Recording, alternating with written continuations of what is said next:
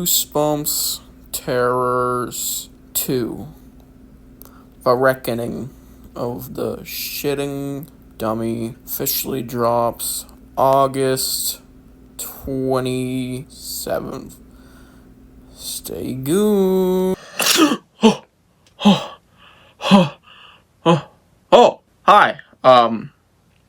I love scary things, so I was not scared by that nightmare. Hey everybody, Goosebumps for Dummies here, and today I just woke up, and today we are going to be reviewing a book actually about dreams, Slappy in Dreamland, which is basically Slappy's attempt to become Freddy Krueger without the dying into dreams part. Yeah, Slappy in Dreamland's a very weird take on Nightmare on Elm Street idea where you have this monster that invades dreams, and maybe some stuff that happens in dreams happens in real life. Like you dying, but in this book, it's just actions, never dying. Thankfully. That would be way too dark. And it's a very liked Slappy world with one of the best cover arts, I'd say. It's not one of my personal favorites of Brandon Dorman's catalog. I think it's overrated, but it's still like, yeah, I can see why people love this one. It's really cool. But either way, let's see how the book fares up. And now for the blurb. Oh god. This is Slappy's world. You only scream in it. Oh! Richard, I'm putting the word up on screen now. You can fucking pronounce it. I'm not doing that. Dad studies dreams, and one day they decide to hook Richard's new Slappy doll up to the dream machine as a joke. All of a sudden, Richard starts having nightmares of Slappy coming to life and wreaking havoc. But they're only dreams, right? Except when his cousin Willow comes to visit, she also dreams of Slappy. It's impossible. But when Slappy threatens to invade more kids' dreams, they'll have to figure out how to defeat him before he becomes a dream master. This is a pretty good one. You know, I liked it. Not my favorite Slappy World by any means, but it's like, it's one of the better of the very average Slappy World books for the series, because let me tell you, a lot of these Slappy World books really fall in the 6 to 7 out of 10 range. Oh my god, don't even get me started. It's just like, this is just one of those really average books, even if there's things I really like. But there's one thing I want to say, it's extremely forgettable, but let's get to the upsides first. I mean, the concept is very simple. It's literally Slappy on his Freddy Krueger arc. He can just invade dreams now, and some of the stuff he does in the dreams may or may not come into fruition within reality. And there's some good scenes. There's a biting scene earlier in the book. There's a scene where the main character gets electrocuted in the dream station, where the hell it is, at his mom's work, or dad's, I don't remember. There's some scenes later on involving a birthday party getting trashed by the main character under Slappy's command, of course, and something involving a zoo in the climax, which is a really good section, and one of the most tense things I've seen Slappy do. He almost got a bunch of kids mauled to death, basically, by lions and tigers or whatever. It's just good shit, and I think Slappy's pretty good here. Not his highest. I think his best is probably Streams at the Night. But, as you guys might know, I'm not a big fan of Slappy, mostly just in the books. I think most of his live-action appearances favor better, just because they're less repetitive and annoying. In the books, he's a little bit more repetitive and annoying. Quite a bit, actually, I'd say. Though, it's usually kind of overall, not just in particular books. Maybe two. This one, he said, is, you know, one of his better moments. And I feel like, especially with the ending in mind, too, Slappy's quite likable here, along with the main character, too. And whilst he doesn't have this arc like the main character in Ghost of Slappy does, this is relevant, he still managed to be a likable character and have a twist ending that was extremely dark. Bear with me here. The main character is in Slappy's body at the end of the book because of the dream thing. It doesn't make sense, but I mean, somehow, I guess, sure. He got connected to Slappy's brain. He fought Slappy in his brain by reading magic words to him to maybe get him to stay out of dreams.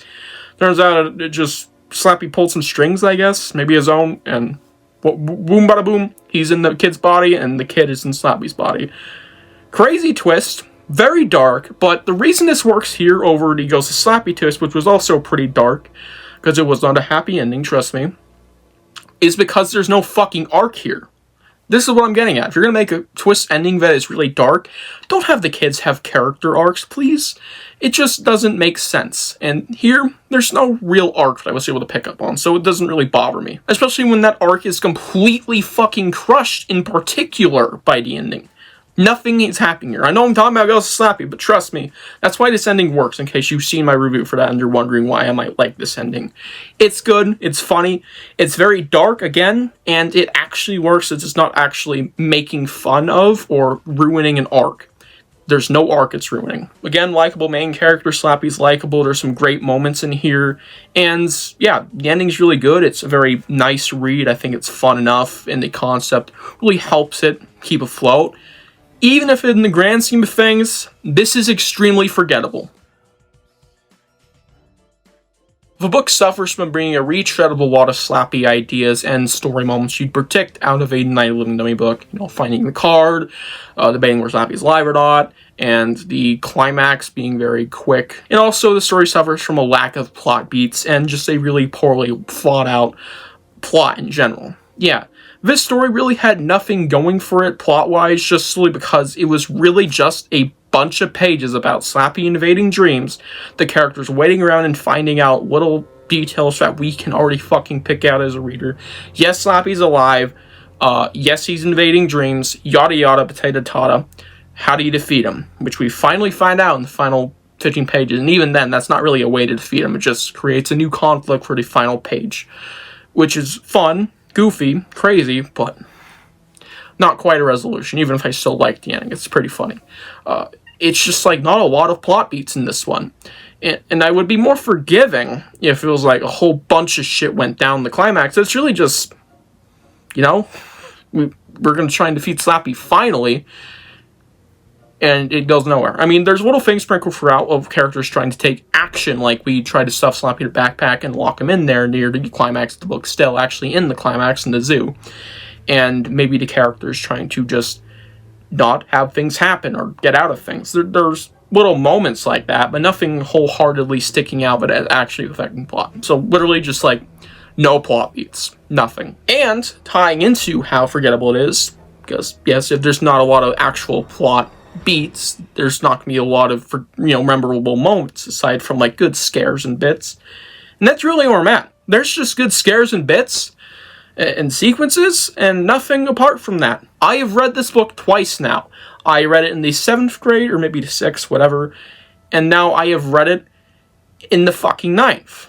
Just a few months ago, actually. I listened to the audiobook this time around, but I was paying attention, trust me. And I still had to look up a summary. Yeah, and I rarely have to look up a summary for reviews. I think the last time I had to do it was probably last year, if I'm being honest.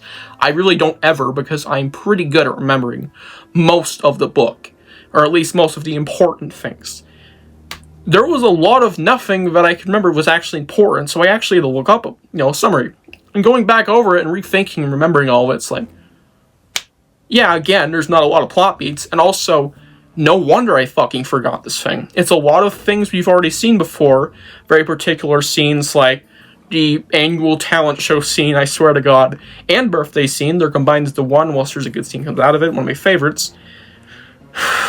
It's still a lot of what we've seen before. Not that Stine can't be creative, but you can be more creative, please. And a lot of, similar, hear me out, beats, but not like story beats, just very, very slight beats that we already knew about, like the character finding us he's alive, yada yada, all that stuff, and that he's actually behind this all. No shit beats, stuff we already knew going in. And even then, they're not huge beats. It's like, my brother, please, just make this book more memorable. Make it stick out more. It's just a lot of the same. Whilst there's a cool concept and idea behind it all, that's it. And that's exactly what I was trying to get at. This book's really just a gimmick book. And there's other books in Slappy World about Slappy, and I mean all of them basically, that are gimmick books, minus the first one, like Slappy's Evil Twin. There's 2. Slappy's Diary of a Dummy. That one has a diary that's from Slappy. But this one's the most gimmicky of them all. It's literally just that for like over 100 pages. And a really funny stinger ending, I guess. So yeah, that's really all you can get out of this, though. I still recommend it. So let's get to my rating. I give Slappy and Dreamland a 7 out of 10. It's a bland score, I don't like giving it out, but here we are. It's the truth. 7 out of 10 for this one.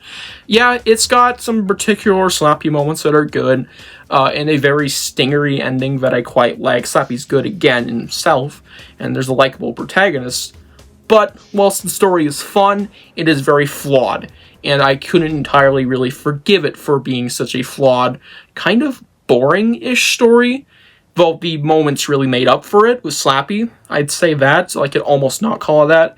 Poorly paced with how little was actually happening in terms of plot beats, and generally just how forgettable of a book it is as a whole. Though I still recommend it no matter what, just because a lot of people really like this one, so there's probably something to it, and it's probably just a gimmick, which, fair enough. Hope you guys enjoyed this book review. Tell me what you think about Slappy and Dreamland down below, and I'll see you guys in the next one. Bye.